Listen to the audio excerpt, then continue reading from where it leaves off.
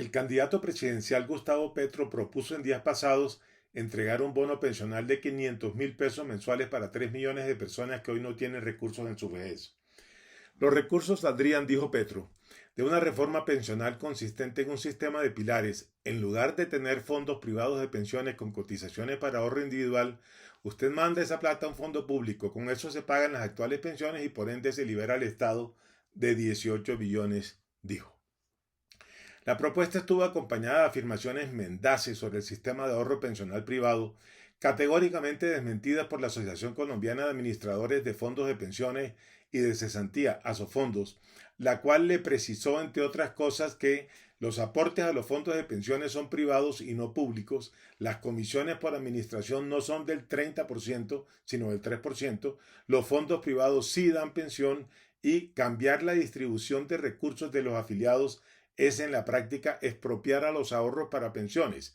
La plata que se va a gastar en el bono pensional de quienes por la informalidad no tienen ahorros está guardada para pagar las pensiones de los afiliados que sí cotizan para pensiones, pero que aún no llegan a la edad de pensión. Al gastarse esos recursos, no habría con qué pagar las pensiones de quienes hoy tienen 20, 30, 40 años.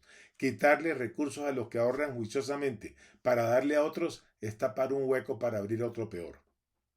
La propuesta de Petro parece inspirada en lo que hizo Argentina en el gobierno de Cristina Fernández de Kirchner, el cual, según datos del analista económico Jorge Llano, expropió en el año 2009 ahorros pensionales privados por 30.000 millones de dólares, en lo que Llano calificó como la expropiación más grande que ha existido en la historia, porque fue toda la plata de los afiliados que se pasó a un sistema supremamente opaco en el que nadie sabía cómo se está utilizando el dinero y esa plata obviamente se acabó.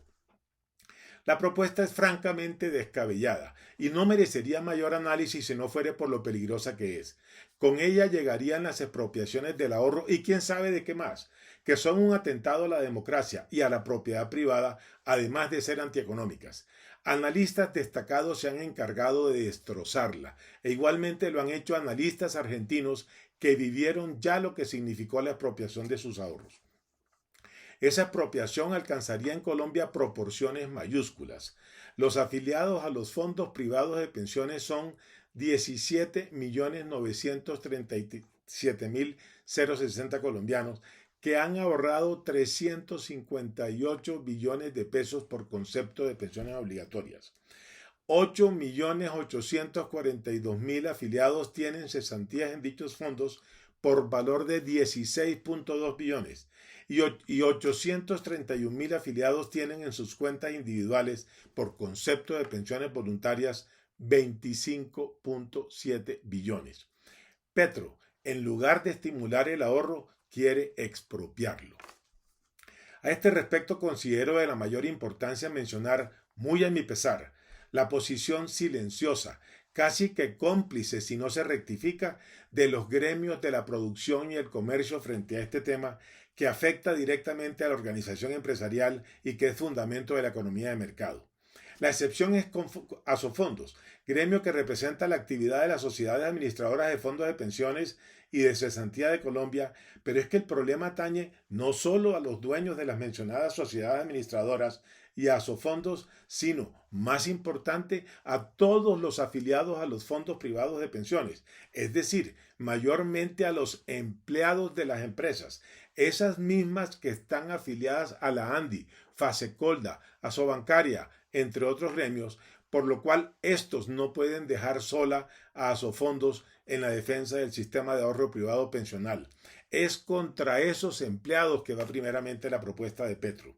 No es comprensible el silencio de estos gremios económicos y del Consejo Gremial frente a la expropiación anunciada. Están desaparecidos. Se les olvidó que deben defender con vigor, con ahínco, a los empleados de sus empresas afiliadas y a la libre empresa. Se les olvidó que hoy podrían expropiar el ahorro pensional, pero mañana a las empresas mismas. Y es de todo sabido que Petro ha criticado dura, continua y concretamente a algunas de ellas solamente por mostrar discrepancias con sus ideas.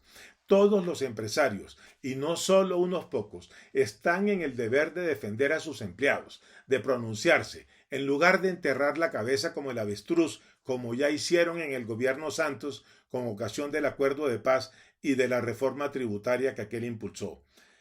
Industriales y los gremios económicos deben dejar de lado su tradicional timidez o pasividad o el enfoque solo en sus particulares intereses para asumir un papel más activo e involucrarse más a fondo en la cuestión política y apoyar sin titubeos ni timideces la libre empresa, la propiedad privada, la democracia, la institucionalidad.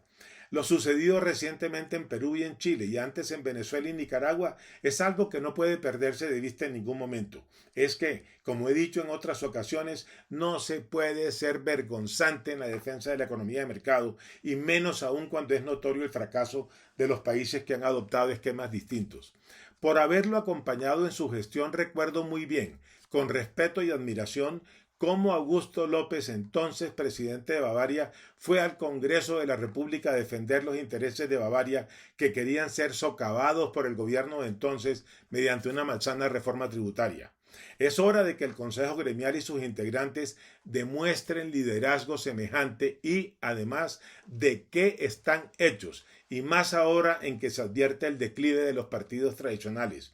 Estos últimos están buscando explicaciones para ese declive, independientemente de que sea o no cierto, endilgando culpas al presidente Duque por no haber asumido compromiso con el partido que lo eligió o no haber hecho más para no llegar a la actual situación en la que un candidato que representa lo opuesto a los principios y valores mencionados ocupa el primer lugar en las encuestas presidenciales. El juicio al presidente Duque lo hará la historia, si quien llega a sucederlo es ese candidato, y en tal caso ese legado será difícil de digerir. Pero, más allá de eso, habrá otro juicio, el que se hará a aquellos empresarios que no mostraron decisión para defender los principios y valores que les sirvieron de fundamento para crear y mantener las empresas que hoy regentan. Postdata.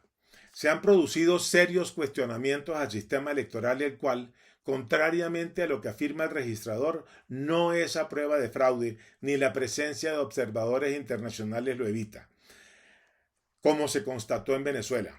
Ni tiene razón Duque cuando en días pasados lo avaló.